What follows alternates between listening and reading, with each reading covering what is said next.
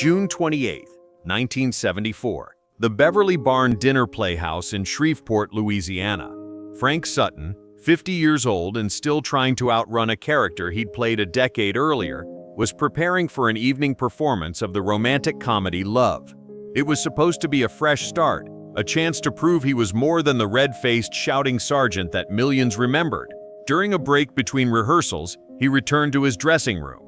His wife Toby and daughter Amanda were with him. Moments later, he collapsed from a massive heart attack.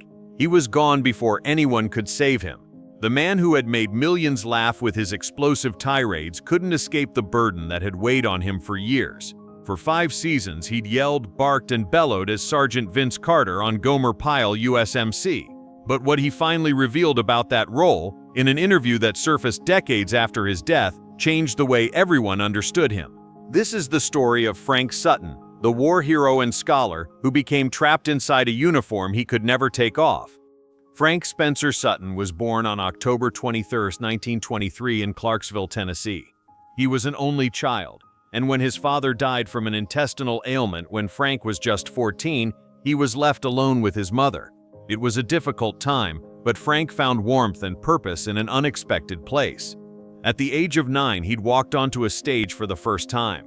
Years later, he would recall that moment with a kind of reverence. "The first time I walked out on a stage," he said, "I had a warm feeling."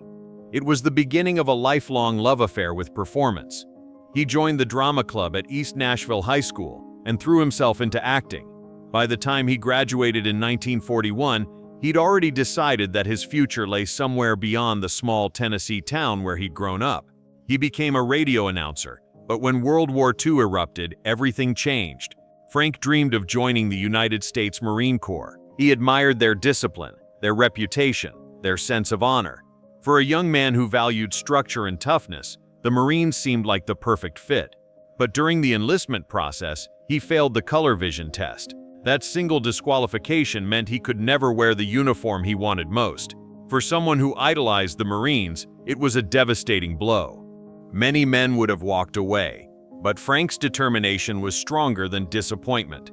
He turned to the U.S. Army, where he was accepted and quickly thrown into the heart of combat. From 1943 to 1946, he served in the South Pacific with the 6th Infantry Division's 293rd Joint Assault Signal Company. He participated in 14 separate assault landings, a staggering number that still shocks those who later knew him only as a television comedian. This wasn't the resume of a pampered actor waiting for his big break. It was the life of a hardened soldier.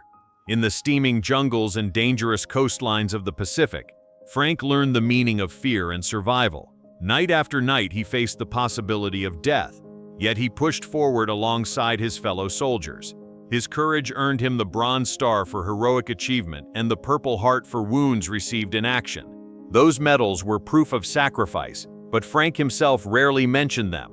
To him, they weren't tokens of glory. They were reminders of moments he had lived through, moments many of his comrades never survived. Decades later, when asked whether his military experience shaped the way he portrayed Sergeant Carter on Gomer Pyle USMC, Frank gave an answer that cut straight to the truth. "I just remember what it felt like to be scared and trying not to show it." That single sentence revealed more than any press release ever could. His trademark rage, the explosive shouting, the taut body language, these weren't just comedic tools. They were echoes of a soldier's reality, born from the memory of masking fear with discipline and authority. Yet Frank never liked to talk about his service. Friends believed it was humility, the kind of quiet modesty common among veterans of his generation. Others thought it was because the memories carried pain too deep to revisit. Whatever the reason, by the time he returned home and graduated from Columbia University cum laude with a degree in drama in 1952, his life seemed destined for something far different than war. But the truth was undeniable. The war had already carved its mark into him. The 1950s and early 1960s were a grind. Frank took small television roles on shows like Route 66, Naked City, The Fugitive, Gunsmoke, and The Twilight Zone. From 1950 to 1955, he played rival cadet Eric Radisson on Tom Corbett's Space Cadet. In 1955, he landed a role in the Academy Award-winning film Marty, playing Ralph. He also appeared in Town Without Pity in 1961 and The Satan Bug in 1965. But nothing stuck. He was always the supporting player, the boorish tough guy, the menacing henchman. Never the star, always the side character.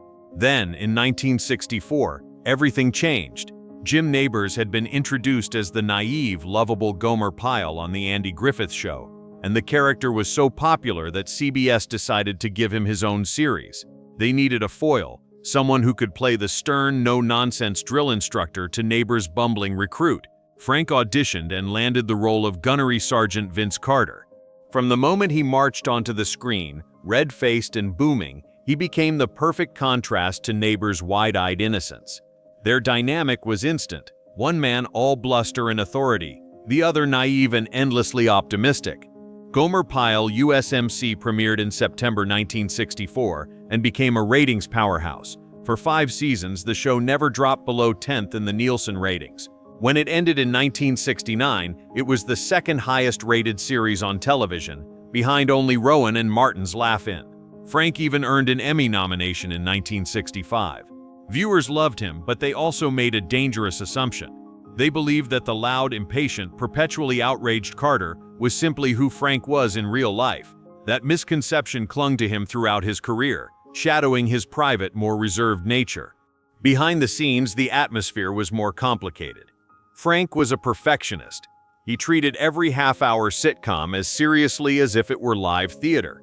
He wanted the timing sharp, the jokes precise, the energy tight. Nabors, on the other hand, had a looser, more casual approach. While he often played scenes with an easy, natural rhythm, Frank drilled his lines, demanding rehearsal after rehearsal until he felt everything landed. Over time, those differences created friction. Crew members whispered about Frank's frustrations when scenes veered too far into slapstick or dragged out unnecessarily. He didn't usually raise his voice off camera. His silence was far more unsettling. One producer later recalled, "Frank had a temper, but it was silent. You didn't want to be in the room when he stopped talking."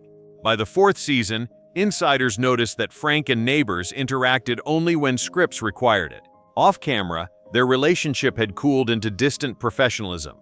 By 1969, Gomer Pyle USMC was still one of CBS's strongest shows, but Jim Nabors stunned the network by announcing that he was done. He wanted to pursue singing, variety shows, and stage work. For Frank, who had given so much of himself to Sergeant Carter, the announcement felt like the floor falling away beneath him. CBS executives scrambled for a solution. They proposed Sergeant Carter USMC, a spin-off that would put Frank at the center. Early outlines even suggested a groundbreaking idea, introducing a black recruit who would always outwit Carter, flipping the formula of the original. On paper, it sounded fresh. For Frank, however, it was exactly what he didn't want. He was exhausted from the constant yelling, the one-dimensional authority figure, the endless typecasting. He turned it down flat. That refusal stunned the network. To CBS, Frank Sutton was Sergeant Carter, and the audience still wanted more. But Frank wanted out. He needed to prove, both to Hollywood and to himself, that he was more than a single character. When Nabors launched the Jim Nabors Hour later that year, Frank joined the cast, not as the drill sergeant but as a sketch comedy regular. For him, it was a lifeline. He could still work, still have an audience, but avoid being trapped inside the uniform that had become his cage. The Jim Nabors Hour debuted in 1969 with high expectations. The format blended music, comedy sketches, and guest stars, and it quickly found an audience. Frank was excellent in sketches, but he couldn't sing or dance, and that set him apart in a program built around music. Behind the scenes, CBS executives were furious. They were disappointed that Frank had rejected the Sergeant Carter spin-off, and they believed he didn't fit the variety format. Soon, CBS delivered an ultimatum to Nabors: drop Frank or risk the show itself. Nabors' response shocked them. He refused. For all their differences on the set of Gomer Pyle, Nabors considered Frank a loyal friend and a vital part of his success. He wouldn't betray him for ratings or to please a network. That decision carried consequences. After only 2 seasons, despite strong performance, the Jim Nabors Hour was canceled in 1971. Publicly, CBS blamed its sweeping rural purge, the effort to eliminate shows with a country feel like Mayberry RFD, the Beverly Hillbillies, and Green Acres. Privately, Insiders knew the truth. The network had never forgiven Frank for turning down the spin-off, and Neighbors' refusal to abandon him sealed the show's fate. For Frank, the cancellation was a double blow. He had finally stepped out of Sergeant Carter's shadow, only to be dragged down by forces beyond his control. For Neighbors, it proved his loyalty, but it also ended one of the most promising variety shows of its era. After 1971, Frank entered one of the most difficult chapters of his career. The industry still saw him as Sergeant Carter, and nothing else seemed to stick. Offers came, but nearly all of them were variations of the same character. Angry sergeants, loud bosses, authority figures who barked more than they spoke. Frank turned most of them down. He didn't want to spend the rest of his life playing a caricature of himself. Instead, he turned his attention back to theater, where the audiences were smaller, but the respect was greater. On stage, he could be someone other than Carter. He found joy in drama, in roles that demanded nuance rather than volume. Those who saw him in these productions described a man transformed, still intense but in ways that revealed his depth rather than hiding it. Yet even in this refuge, the shadow of Sergeant Carter followed him. Fans greeted him with catchphrases from Gomer Pyle. Children saluted him in public, and strangers begged him to yell like on TV. What had begun as flattery became a prison. His family noticed the toll. Frank became more withdrawn in the early 1970s, pouring his energy into reading, studying, and spending quiet evenings at home with his wife Toby and their children, Joseph and Amanda. To those closest to him, he wasn't the brash sergeant. He was a thoughtful man, often seen with a book in hand, far removed from the character that had made him famous. But the weight of being trapped inside one role, while knowing he was capable of so much more, slowly wore him down. What most people didn't know was that during the height of Gomer Pyle's success in 1966, he performed a one-man show for the troops, 56 shows in just 8 days, traveling to cities like Da Nang, Chu Lai, and Phu-Bai. It wasn't a publicity stunt, it was genuine support. The man who had been rejected by the Marines decades earlier was finally serving them in his own way. The media barely covered it. Frank didn't want attention, he just wanted to help. By 1974, Frank seemed to be finding a fragile peace. He was starring in stage plays again, free from the cameras and the suffocating expectations of television. It was in many ways a rebirth, but fate had a cruel twist waiting. On that June evening in Shreveport, when his heart gave out in that dressing room, the world lost not just an actor, but a man who had never been fully understood. The funeral was quiet, as Frank had lived much of his private life. No Hollywood fanfare, no press circus, just close friends and family. Jim Neighbors, deeply shaken, released a short statement praising Frank as a brilliant performer and a good man. Yet even in death, Frank remained Sergeant Carter in the eyes of millions. Tributes focused on the shouting Marine, rarely mentioning the war veteran, the scholar, or the stage actor who had spent years trying to reclaim his identity. For decades, the deeper story of Frank Sutton remained untold. Then in 2023, an old audio interview resurfaced from the early 1970s. In it, Frank was asked if he missed working on Gomer Pyle. After a long pause, he admitted, "I miss working. I miss doing something that people care about. But the show, it boxed me in. You know how some people get typecast? I became the type." He added that while he respected Jim Neighbors, we were never close. We worked different. We thought different. I was yelling half the time because I was frustrated. Not at him, at the job, at how small it made everything feel. That single line, how small it made everything feel, was devastating. The role that had made him a star had also stripped him of the chance to be anything else. In 2017, a bronze statue was unveiled in downtown Clarksville, Tennessee, honoring Frank Sutton. But the statue depicts him as Sergeant Carter, forever frozen in the role that defined and trapped him. Even in his hometown, he's remembered not as the man but as the character.